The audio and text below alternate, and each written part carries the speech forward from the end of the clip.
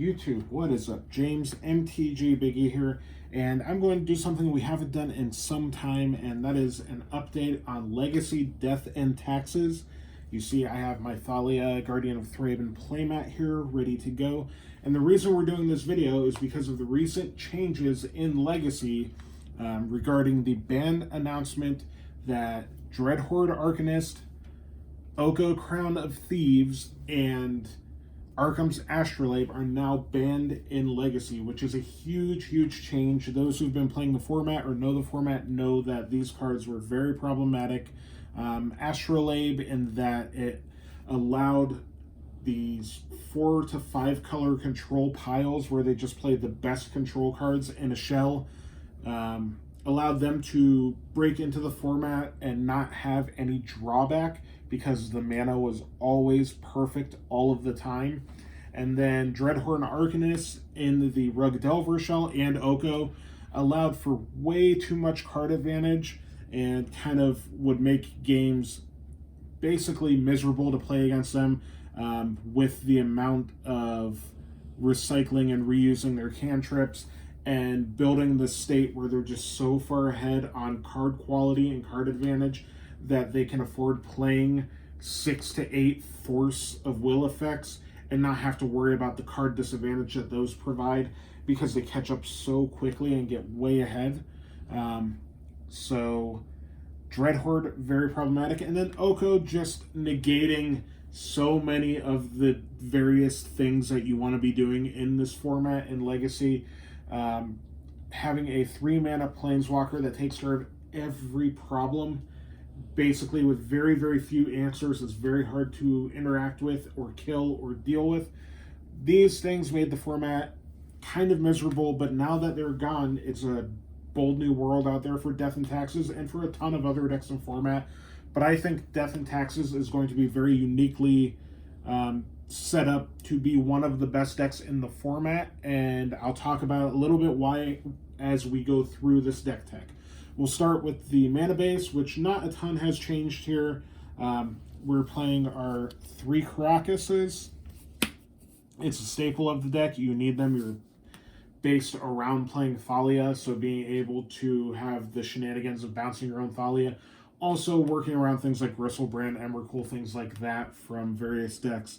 Very important to have. The other huge reason why I think Death and Taxes is poised for a big comeback is Astrolabe being out of the format. So decks are now going to have to play non-basic lands, and they're going to have to not be as greedy for their mana base, or they're going to get punished. And the way we're going to punish them is, of course, with our 4 Rashad imports and our 4 Wastelands, because now they can't just play a bunch of snow-covered basics and an Astrolabe and have perfect mana, which is very good for us and very important for Death and Taxes to be able to have that advantage, to be able to deny mana from our opponents. A couple different flex slot lands that I still play that not many Death and Taxes players play is one of Ancient Tomb. I love Ancient Tomb in Death and Taxes. It just allows us to equip to our creatures a lot easier. It allows us to play on curve through a daze while playing around daze, stuff like that. I've always loved this card in the deck since a couple years back when it became sort of a staple when the deck was playing Palace Jailer and stuff like that. I'm not playing Palace Jailer currently, but I could see a world where Palace Jailer comes back into the fold. But I still love Ancient Tomb, mostly for our equipment purposes and just accelerating a little bit ahead. One of Flagstones of Trocare. This is just sort of your concession to playing against other Wasteland decks and decks that are going to try to take you off mana. This allows you to work around that. It's not necessary, but I like it. And then we're playing 11 basics, and I'm still playing a split of basics and snow basics. And that's mostly because I like the look of the snow basics. So 11 basics, you don't have to go snow basics in yours. The reason we were doing this before is because Predict was a card that was played in Miracles for a while. Predict really isn't out there anymore. But I just never returned back to normal basics. So I got a mix of snow and basics, but you could just play basic plains and you're fine. But 11 of them, you want a high density of basic lands so you could play out on curve and not get locked down by blood moons and wastelands and stuff like that, which are going to be coming back. Now onto the deck. We'll go through the spells real quick. We're 4 Aether Vial deck. Death and Taxes will always play 4 Aether Vials. This is kind of the engine that allows you to have the sort of game to keep up with a lot of the card advantage decks and a lot of decks that are brainstorming stuff. This allows you advantage on mana and allows you to play your spells in an uncounterable way, get your creatures in play, and do what you're supposed to be doing. Of course, 4 Swords to Plowshares, the best removal spell ever printed as far as creature removal is concerned. We have access to 4 of them. We play 4 of them no matter what.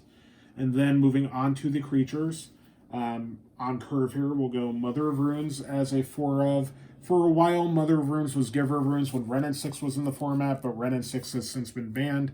So we're back to Mother of Runes. She's just a little bit better than Giver. Giver's very good, but we're playing Mother. For Thalia, Guardian of Thraben. Of course, this is why we play Death and Taxes. This is the best creature in our deck. It is the kind of glue that holds together the deck. It allows us to continue our mana denial and resource denial plan, and that's kind of what it's all about. And we are on 4 Stoneforge Mystics.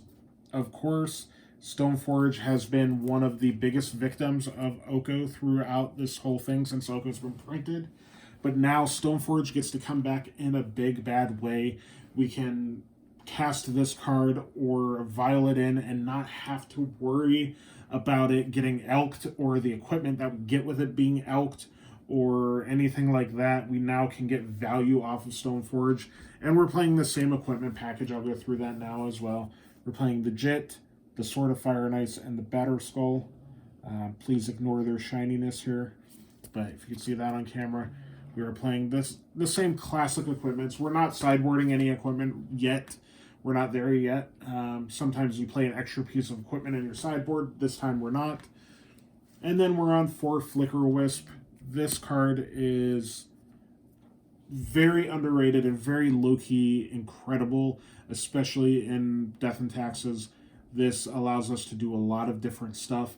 Flickering our own Stoneforge Mystic, for instance, or our equipment or Batter Skull to help reset it, or whatever the case may be, in addition to handling so many various other threats in the format. You don't ever want to not be playing Flicker Wisp. And then a new addition that I haven't had a chance to talk about on this channel is another 4 of Skyclave Apparition. This card is incredible. This was the only thing keeping the wheels on Death and Taxes during Oko. This was the only real answer we had to Oko that was a viable answer, and this is still a viable answer to most other things in the format that are going to give us trouble. Excuse me. Having the ability to take out a 4 converted mana cost or less permanent is very good. This handles basically every planeswalker that you're going to see in Legacy.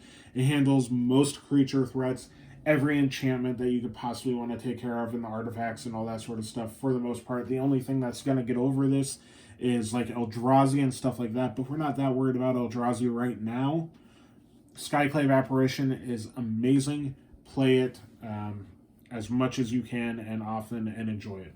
And then we're on 2 Recruiter of the Guard. This allows us to tutor for any of our creature threats, any of our answers. It's very, very good. You also can Flicker Wisp this and get multiple triggers off of it, and it allows you to get your Silver Bullet and Flex slot cards, which we're going to go over now. As far as the Flex slots, this is going to be the hardest part of the deck to figure out in the early parts of the format, because we're not going to be sure what we're fighting. When Dreadhorde Arcanist was in the format and dominating the format, we are playing 2 Spirit of the Labyrinths, which I am going to continue playing. Now, the reason for this is because the Dreadhorde Rug Delver decks would recur so many of their cantrips over and over and over again that they would just bury you in card advantage, and this was one of our ways to kind of answer that. Spirit of Labyrinth not allowing them to draw more than one card per turn, so flashing back their cantrips does nothing. This kind of shut that off a little bit, and I've always liked this card. It's been a card that's fallen out of favor for a long time, except for very recently. I'm going to still play around with it. It may go down to one slot, or it may get replaced altogether with something like Phyrexian Revoker, or even like more of an aggressive beater like Sarah Avenger or Mirren Crusader, something like that, to be a little bit more aggressive. But for right now, I'm going to try it. I'm going to continue playing it. I like the card quite a bit. And the worst case scenario, at its worst, it's a 3-1 for 2, which is not amazing, but it's fine. And then finally, the last flex slot, I have Sanctum Prelate.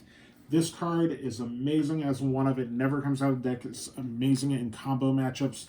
You want to name 4 against Storm to stop their tendrils. You can name 0 against the artifact-based decks. It does a lot, and it allows you to play around a lot of stuff, and it being tutorable by Recruiter of the Guard is very good and very important, so we're still playing that as a one-of in our flex slot. Now, moving on to our sideboard, this is going to be where things are going to vary quite a bit depending on the metagame you expect, and it's hard to expect a metagame, so I'm just going with kind of a generically good sideboard full of good cards. So we'll move this over. Right now, I am on one of Pithing Needle. Pithing Needle is just kind of a catch-all answer to a lot of things. It was sort of in the sideboard as one of to hit Okos, but you could cheese somebody out of their fetch lands on the play. You could do a lot of things with it. There are a lot of activated abilities. Against combo, you can name Lion's Eye Diamond or Lotus Petal, stuff like that.